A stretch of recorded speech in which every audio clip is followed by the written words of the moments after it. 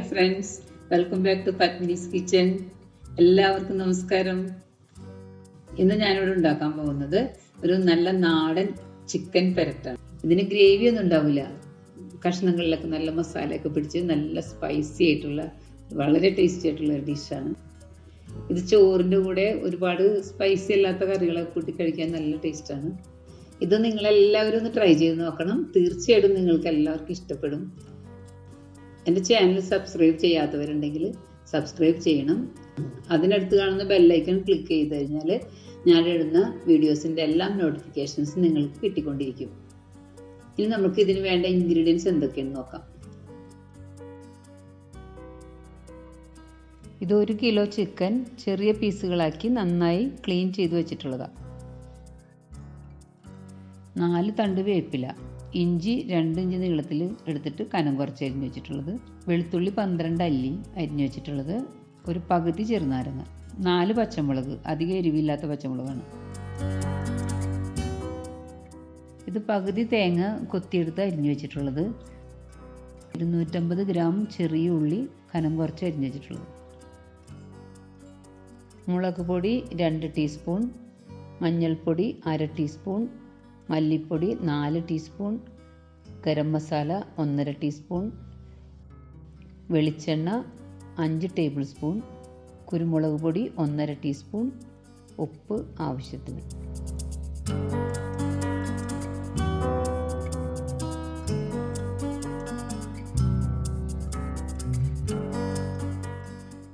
ഇനി നമുക്ക് അടുത്ത പ്രോസസ്സിലേക്ക് കിടക്കാം. ആദ്യം തന്നെ പൊടികളൊക്കെ ഒന്ന് ഡ്രൈ റോസ്റ്റ് ചെയ്തെടുക്കണം. ലോ ഫ്ലെയിമിലാണ് വെച്ചിട്ടുള്ളത്.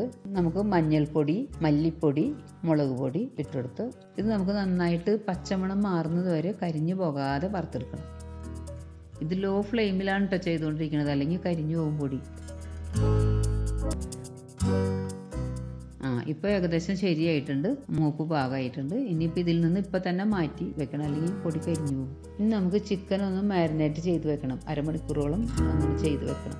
നമുക്ക് ചിക്കനിലേക്ക് തേങ്ങാക്കൊത്ത്, വറുത്ത് വെച്ചിരിക്കുന്ന പൊടികൾ, കുരുമുളക് പൊടി, വേപ്പില, ഉപ്പ്, കുറച്ച് വെളിച്ചെണ്ണ ഒഴിച്ചു കൊടുക്കണം. പിന്നെ ചെറുനാരങ്ങ പിഴിഞ്ഞൊഴിച്ച്, എന്നിട്ട് നന്നായിട്ട് കൈ കൊണ്ട് നന്നായിട്ട് തിരുമ്മി കുറച്ച് നേരം വെക്കണം.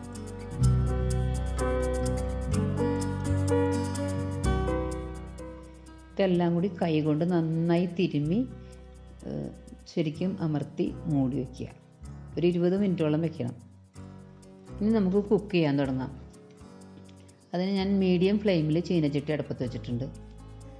ചട്ടി ചൂടാകുമ്പോൾ നമുക്ക് വെളിച്ചെണ്ണ ഒഴിച്ചു കൊടുക്കാം. വെളിച്ചെണ്ണ ചൂടായി വരുമ്പോൾ അതിലേക്ക് വെളുത്തുള്ളി അരിഞ്ഞത്, ഇഞ്ചി അരിഞ്ഞത് ഇട്ട് കൊടുക്കാം. ഇത് പേസ്റ്റ് ആക്കാതെ അരിഞ്ഞെടുത്തത് കൊണ്ട് ഇത് ഇളക്കാൻ എളുപ്പമാണ് നമുക്ക്. ഇനി ഇതിലേക്ക് നമുക്ക് ചെറിയ ഉള്ളി അരിഞ്ഞത് ഇട്ട് കൊടുക്കാം.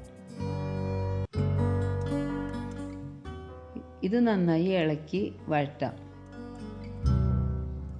ഒരുമാതിരി വഴണ്ട് വരുമ്പോൾ നമുക്കിതിലേക്ക് പച്ചമുളക്, വേപ്പില ഇട്ട് കൊടുക്കാം.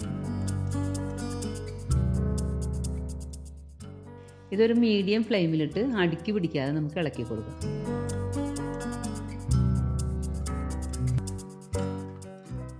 ഇത് നമുക്ക് ഇളക്കിക്കൊണ്ടിരിക്കണം, അടുക്കി പിടിക്കരുത്.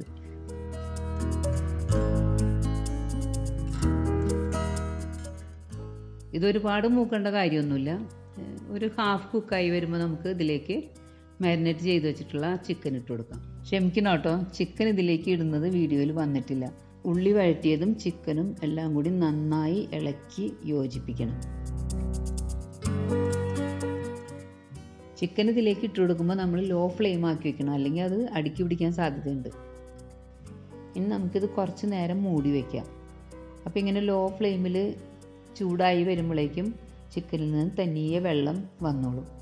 നമ്മളിത് ലോ ഫ്ലെയിമിലിട്ട് മൂടി വെച്ചിട്ട് ഇപ്പോൾ 2-3 മിനിറ്റ് ആയിട്ടുണ്ട്. നമുക്കൊന്ന് തുറന്നു നോക്കാം. ഇപ്പോൾ കണ്ടോ, ഇതിലേക്ക് വെള്ളം പതുക്കെ ഇറങ്ങി വന്നിട്ടുണ്ട്. അപ്പോൾ നമുക്കിത് അടി പിടിക്കാതെ നന്നായിട്ട് ഇളക്കി യോജിപ്പിച്ച് ഒന്നുകൂടി മൂടി വയ്ക്കണം. അത് ലോ ഫ്ലെയിമിൽ തന്നെ ഇട്ടാൽ മതി കുറച്ച് നേരം. അല്ലെങ്കിൽ നമ്മളിതിൽ പ്രത്യേകിച്ച് വേറെ വെള്ളമൊന്നും ഒഴിച്ചു കൊടുക്കില്ല. ഈ ചിക്കൻ്റെ വെള്ളം തന്നെ ഇറങ്ങി വരുന്നതാണ്, അതാണ് അതിൻ്റെ ടേസ്റ്റ്. അപ്പോൾ ആദ്യം നമ്മൾ സ്ലോവിൽ തന്നെ തീ വെച്ച് കൊടുത്താൽ അല്ലെങ്കിൽ അടി പിടിച്ചു പോകും അത്.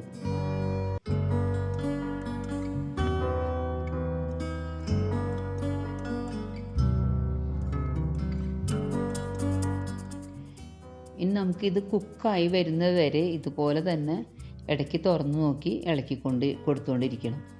അല്ലെങ്കിൽ അത് അടി പിടിക്കും. കാരണം നമ്മളിതിൽ വേറെ വെള്ളമൊന്നും ചേർക്കണില്ല, ഇതിൽ നിന്ന് വരുന്ന വെള്ളം തന്നെയാണ്. അതുകൊണ്ട് നമ്മൾ ഇളക്കി കൊടുത്തില്ലെങ്കിൽ അത് അടി പിടിക്കും.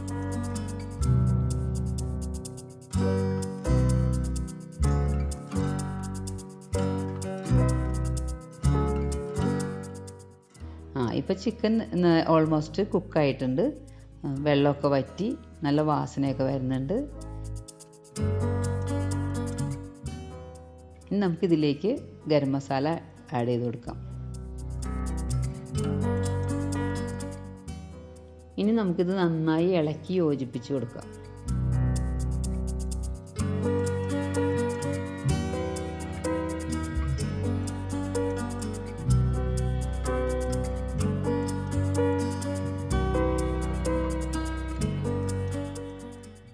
ഇനി നമുക്ക് ഇതിൻ്റെ ഉപ്പ് കറക്റ്റ് ആണോ എന്ന് നോക്കാം. പോരെങ്കിൽ നമുക്ക് ഇട്ട് കൊടുക്കാം.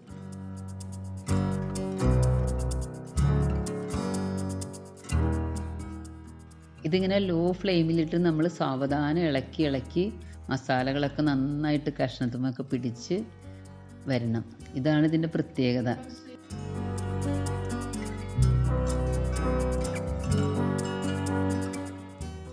ഇനി നമുക്ക് ബാക്കിയുള്ള വേപ്പിലയും കൂടി ഇട്ട് കൊടുക്കാം. നമ്മൾ ഒടുവിൽ വേപ്പില ഇട്ട് കൊടുക്കുമ്പോൾ അതിൻ്റെ മണവും രുചിയൊക്കെ അങ്ങനെ തന്നെ നിന്നു. ഇതിന് നമ്മൾ ഉദ്ദേശിച്ച ടേസ്റ്റ് കിട്ടണമെങ്കിൽ ഇതുപോലെ സാവധാനം ഇളക്കി എല്ലാം കഷ്ണത്തുമ്മയൊക്കെ നന്നായിട്ട് പിടിക്കണം. ഇപ്പോൾ ഒരുമാതിരി വെള്ളമൊക്കെ വറ്റി ഡ്രൈ ആയി വരുന്നുണ്ട്. നല്ല മണമൊക്കെ വരുന്നുണ്ട്. ഭയങ്കര കാണാനും നല്ല ഭംഗിയായി വരുന്നുണ്ട്. ഇതുപോലെ തന്നെ ചെയ്തു കഴിഞ്ഞാൽ അടിപൊളി ടേസ്റ്റാണ് ഇതിന്.